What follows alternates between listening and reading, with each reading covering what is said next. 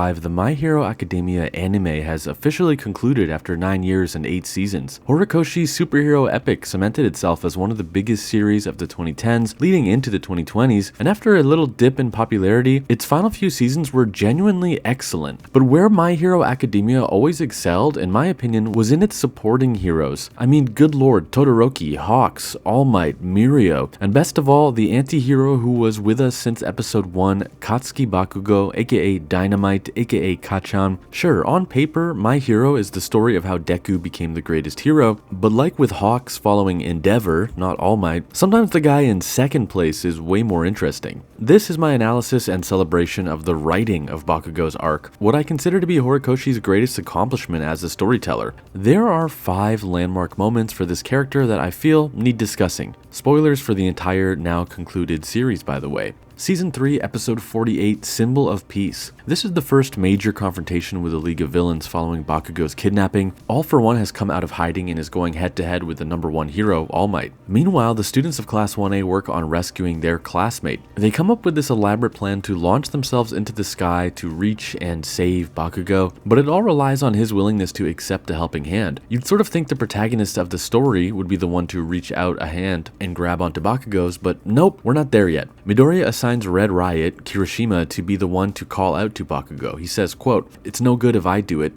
Ever since school started, you built an equal relationship with Kacchan. If you, his friend, called him..." Note what Deku said there about building an equal relationship. Although Bakugo accepts help, a huge breakthrough in and of itself, it must be from an equal. He would have refused to have been saved by someone he perceived to be beneath him like Midoriya. His ego could only handle who he perceived to be an equal. But again, he took that hand, marking a shift from the ruthless loner of the first 2.5 seasons to something new. Later in Season 3, Episode 61, we deal with the aftermath of the All for One versus All Might battle. That climactic fight to save Bakugo ended up being the last traditional All Might fight the world would ever see. Having passed his quirk onto Deku, the remaining power in his body was a finite resource, and he expended a ton of it to help in the Bakugo rescue. In a nighttime sparring match between Deku and Bakugo breaks and reveals what he's been dealing with since that day. Quote, "Why was I the one who ended All Might? If I'd been stronger and I hadn't been kidnapped by the villains, then that wouldn't have happened." Deku lets their fight continue because he understands that in this moment, he's the only one who can accept Kacchan's powerful emotions. The new, weakened All Might appears and breaks up the fight. He tells the boys something that'll come back in Season 8. Bakugo is fixated on victory. Midoriya wants to save people in need. He says that if either of those desires are missing, then a hero can't carry out the justice they want to see. If the two young heroes embrace each other and focus on making the other stronger, they can save people and win.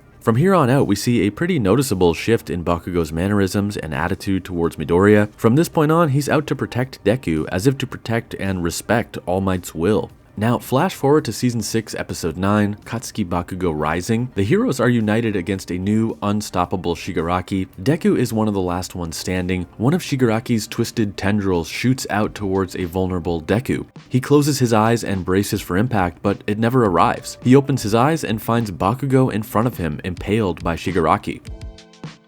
Bakugo, monologuing in his mind in that way that anime and manga characters are known to do, says, quote, "In that instant, I didn't think. My body just moved on its own." This is of course a perfect full circle moment, with the series' first episode seeing Deku risk his life to save Bakugo's. At that time, Midoriya felt his body just moving on its own. It was what caught the attention of All Might, and after seasons of trying to figure out how to get All Might's approval, he does what Deku did in episode 1. Within Bakugo's mind, we're shown his modern adolescent arm reaching out to help a child version of Deku. It's not a power play, not a superiority thing, it's a superhero helping a child. And also consider, this was not his original definition of being a hero. This was not him winning, this was him saving someone. It's the Midoriya perspective, the Midoriya worldview of what it means to be a hero. This could have been the end of his story, like how Vegeta's story could have ended on Namek, or with vowing to never fight again at the end of the Cell Saga, but like the Saiyan Prince, Kacchan just keeps going. In Season 6, during the incredible episode 136, Deku vs. Class A, we receive another breakthrough / watershed moment for Bakugo. First, it's the Unreal A-Team ice sled thing that is able to catch up to Deku when he's retreating. They drop Shoto after his initial blast to shed some weight and keep up with Midoriya. Here we're probably all thinking Bakugo is going to reach Deku, especially considering we only see him and Shoto in the snow blob thing. Then appears Ida to get the final save and catch up to Deku. Bakugo says, "Deku, there's still stuff I want. No, I need to say to you, but for now, I'll wait until after this guy with his body built for speed." It's this unbelievable realization, recognition that Bakugo's quirk, while great, is not the fix-all for every problem they'll encounter.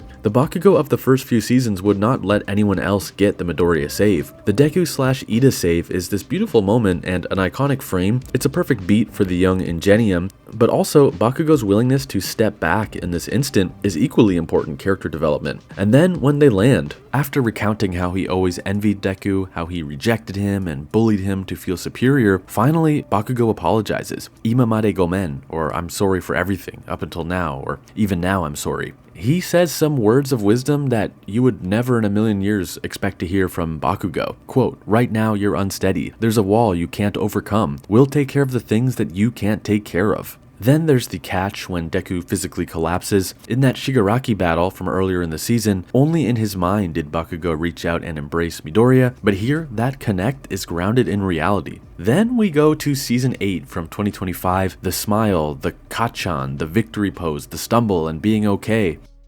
In the hero's journey template, a key stage is the death and rebirth. Think Jon Snow, Neo in the Matrix, Luke Skywalker, Vegeta even. Bakugo had a fair share of falls and rises throughout this story, but nowhere was the death and rebirth quite so literal as in Season 8, episodes 2 through 4. Moments before All Might's demise, with Deku unable to reach him in time, Bakugo, who was previously downed, seemingly for good, bursts to life in a scene-stealing blaze of glory. It's a now iconic series of images, close-ups where we see Bakugo rise like a phoenix, with a newfound spark in his eyes. The screen reads "End of an Era" and "Beginning." Deku launches Bakugo towards All Might in order to get the save on time. This is our third major Bakugo launch imagery. In Season 3, the gang flying to save him, with Deku putting Red Riot in the outreach position. In Season 6, with Bakugo, Ida, and Todoroki launching after Deku, but Bakugo trusting Ida to make that save, or that catch. Now, in the final season, Midoriya and Bakugo together, Deku launching Kacchan towards the person in need. These friend tosses never get old, but this might be the most rewarding version. This is what All Might was talking about. Beating villains and saving people at the same time.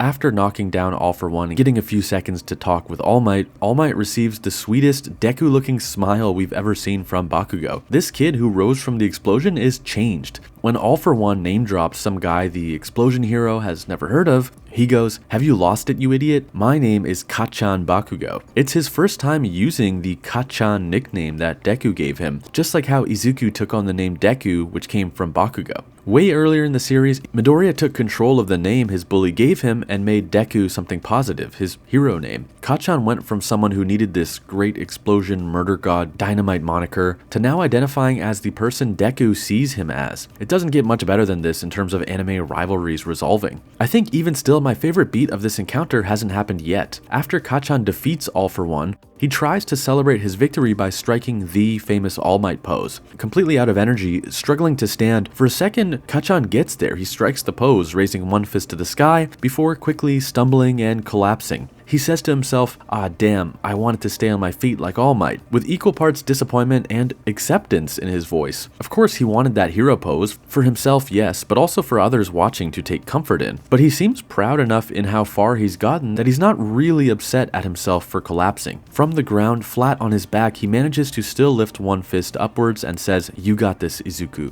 If we never saw Bakugo again, this would be a perfect send-off to what is probably the best written anime rival that I've encountered. Luckily for fans, there is more to enjoy in the final battle and some excellent scenes in the aftermath, but for the purpose of this video, identifying and celebrating the key beats, the best of Bakugo, we'll stop here. I thoroughly enjoyed my decade with My Hero Academia. I was finishing up university when this thing entered my life, and now well, let's just say I'm not a university student anymore. Unlike the kids in Class A who stayed in first year for 10 years, some of us got old. But when I think back on My Hero Academia, I don't think I'll spend too much time looking back on Deku, Shigaraki, or One For All. I'll think about the alley scene with Ida, Todoroki, and Hero Killer Stain, or Endeavor and Hawks versus the high-end Nomu. But really, I think what will stand the test of time time is the unbelievable journey we took following Bakugo's development from most annoying bully in season 1 to the perfect anime rival by the time the story concluded. Thank you My Hero Academia, thank you Horikoshi for giving us Dynamite.